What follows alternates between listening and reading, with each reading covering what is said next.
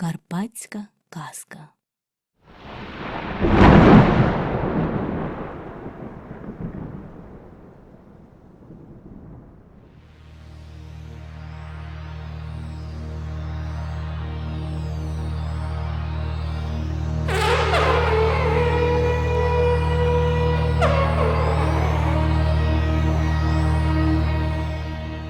Озеро постало перед очима несподівано, лише на мить, блиснуло відблисками між темними стовбурами дерев і знову зникло. Але ненадовго. Дерева раптом розтопилися, і Марічейка постала у всій своїй красі. Оточене з усіх боків лісом, озеро відбувало м'яку блакитність осіннього неба. Легенда.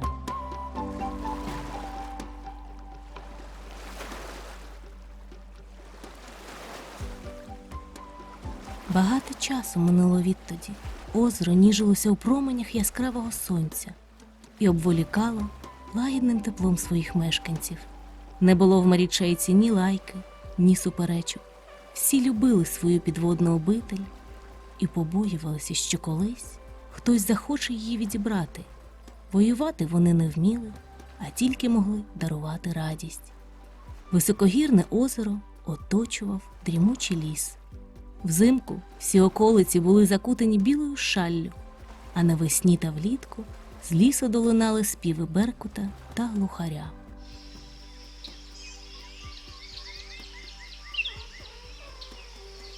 Ішли роки, русалки і водяні стали помічати в лісі людей. Ці ходили по гриби та ягоди, співали пісні і начебто не були ніякою небезпекою. Якось двоє чоловіків, старий і молодий, підійшли до озера і почали в нього дивитися.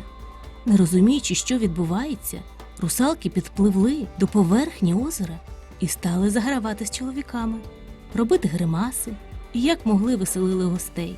Побачивши жах в очах чоловіків, підводні жителі прийняли вигляд людей, що дивляться у воду. Мандрівники подумали, що перегрілися на сонці, і заспокоїлися. Так тривало дуже довго.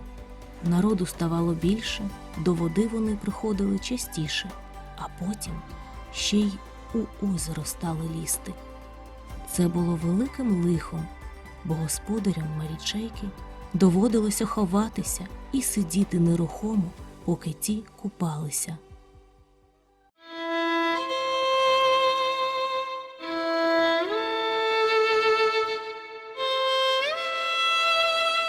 Та й це ще не найстрашніше. Якось Марічка, дочка наймудрішого водяного, помітила, що по краях озера стало з'являтися більше каміння. Це було поганим знаком. Вона покликала батька та сестер, і разом вони виявили, що озеро висихає з обох боків. Всі жителі Марічейки, що жили на краю водойми, стали перетворюватися на каміння через брак води. Виявилося, що в горах почали селитися люди, будувати домівки, а воду для своїх потреб черпати з озера. Перун, бог неба і землі, грому та блискавки, розсердився і почав висушувати потихеньку озеро. Скасував усі дощі, сподіваючись, що через посуху люди зрозуміють, що черпати воду з Марічейки не можна. На жаль, це не зупинило нових гірських поселенців.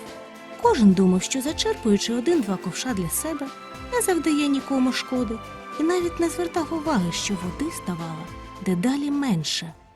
Марічка попросила дозволу в батька збігати до лісу, дізнатися, що відбувається, і попросити людей перестати забирати воду з озера. Водяному дуже не сподобалася ця ідея. І до того ж у русалки був лише хвіст, і бігати вона не вміла.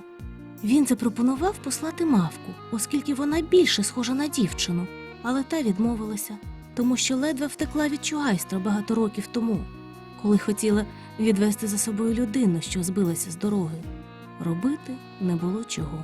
Покликали чаклуна. Розмова з ним була зовсім нелегкою для водяного. У них були старі рахунки. Чарівник здавна славився недобрими справами, а водяний саме виконував роль мудрого порадника. Але останнім часом мавки стали помічати, що чаклун став спокійнішим навіть перестав перетворювати метеликів на жаб. І щоразу, після прогулянки навколо озера, настрій у нього покращувався. Водяний попросив на якийсь час перетворити Марічку на мавку лісову. Чаклун погодився, але натомість вона мала вийти за нього заміж. Ідея, звичайно ж, така собі. Але заради порятунку своїх рідних і сусідів Марічка вирішила пожертвувати собою. Минула ніч, настав ранок. Всі відмовляли русалку від її шаленої витівки. По-перше, у селі небезпечно, ніхто не знає, на що здатні люди. А по-друге, виходити заміж без кохання в підводному світі було не прийнято. Але як не намагалися сестри завадити Марічці, вона була непохитна. З ранкового туману з'явився чаклун. Він ніс дуже дбайливо сплетений вінок із найніжніших карпатських квітів. Русалка підпливла до берега, він одягнув вінок їй на голову, і Марічка вийшла з води.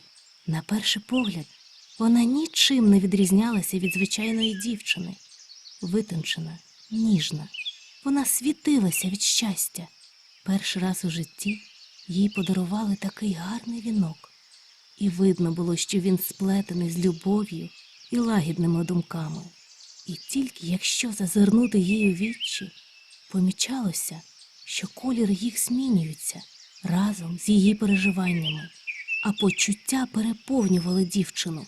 Страх і цікавість, ніжність і сміливість – все це відбивалося в очах русалки. Тепер, уже з щойно здобутими ногами, вона обійняла рідних, обіцяла чаклуну не затримуватись і зникла у лісовій гущавині.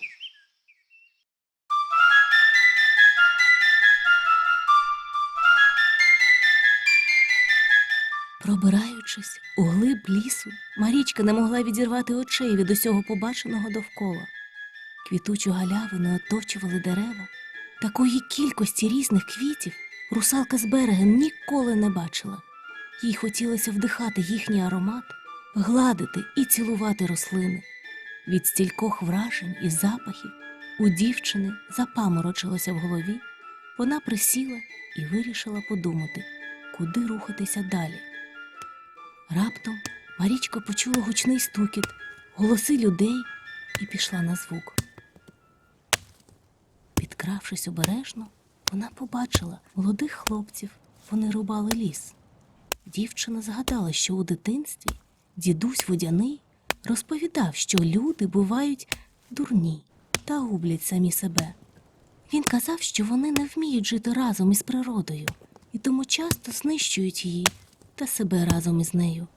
Їй здалося, що це був саме той випадок. Вона вирішила неодмінно врятувати їх і заразом запитати, хто черпає воду з їхнього озера. Щойно русалка наблизилася до людей, вони зупинили роботу і з цікавістю почали роздивлятися дівчину. Марічка перша перервала тишу. Попросила не рубати ліс і запитала, чи не знають вони, хто забирає воду з Марічейки. У відповідь юнаки засміялися. «А тобі яке діло?» – запитали вони. «Я там живу», – відповіла Марічка. Люди подумали, що вона божевільна, і здвинули плечима. «Жаль дівку, така вродлива, а з головою біда», – промовили вони. Все, що почула русалка, було те, що вона вродлива, адже її так ще ніхто не називав. Очі її почали переливатися всіма кольорами веселки і блищали так, що своїми променями засліпили хлопців. «Відьма!» – закричав один, і всі кинулися тікати світ за очі. Дівчина залишилася одна посеред вирубаного лісу. Вона не зрозуміла, що тільки що трапилося і що робити далі. Сумна і злякана, вона почала блукати лісом, сподіваючись зустріти ще когось і поговорити про свою справу. Побачивши велику юрбу, русалка кинулася до них, щось кричала з приводу озера, але ніхто її не слухав. Люди накинулися на дівчину, зв'язали її та понесли до села.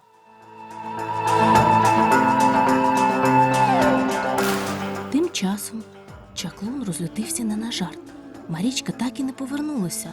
А ще прибігла лісова мавка і сказала, що чула, як якісь хлопці Марічку вродливою називали, а в неї очі від щастя на весь ліс світилися. Подумавши, що русалка обдурила його і втекла, він вирішив підпалити згоря ліс. Жителі озера запевняли його, що тут щось не так, не могла Марічка його обдурити. Вони намагалися його зупинити щосили, але все було марно. Обдурений, закоханий чаклун був страшний, як розлючений звір.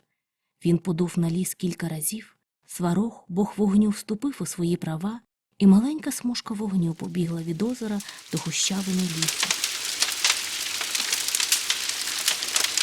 Найбільше турбувався Водяний, бо в лісі залишалася його донька. Він кричав, намагаючись викликати Перуна, володаря неба і грому, і попросити хоч трохи дощу. Коли полум'я охопило більшу частину лісу, чаклун схаменувся і злякався, що Марічка може згоріти, а з нею і всі гірські жителі. Що було сил, він побіг у село, долаючи полум'я на своєму шляху. Він намагався загасити вогонь як міг, але розумів, що один не впорається. Люди розбігалися хто куди, звертаючи руки до небес, не розуміючи, за що покарані.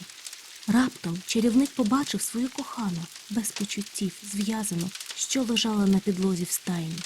Полум'я майже торкалося її обличчя. Він виламав двері і підхопив дівчину на руки. Побачивши, як чаклун, долаючи вогонь, підхоплює непритомну дівчину, сільські жителі зрозуміли, що наробили. Навздогін чаклуну просили вибачення, звідкись прогриміла гроза.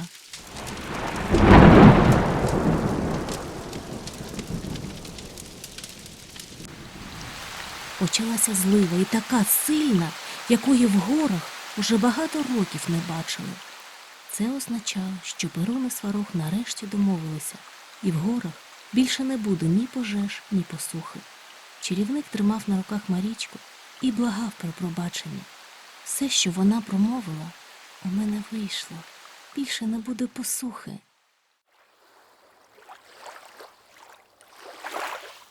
Коли чаклун приніс Марічку додому, він обережно поклав її біля озера, сказавши, що звільняє від обіцянки і що вона не повинна виходити за нього заміж.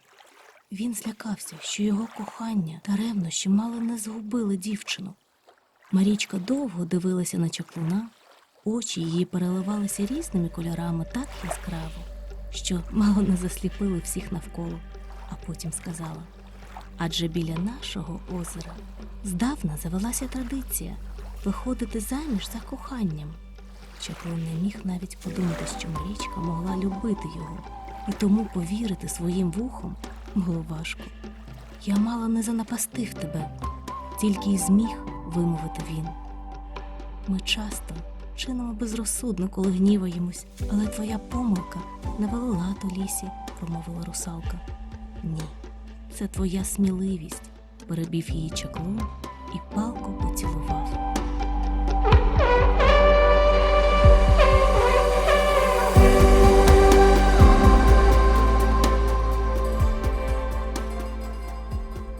Весілля грали вельми пишно по-карпатськи. З тих пір чаклун часто дозволяв молодій дружині збігати в ліс, переконатися, що нікому не потрібна допомога. Люди більше не боялися русалок, навчилися жити з ними у мирі. Приходячи на озеро, гірські жителі більше не черпали звідти воду, а милувалися його красою.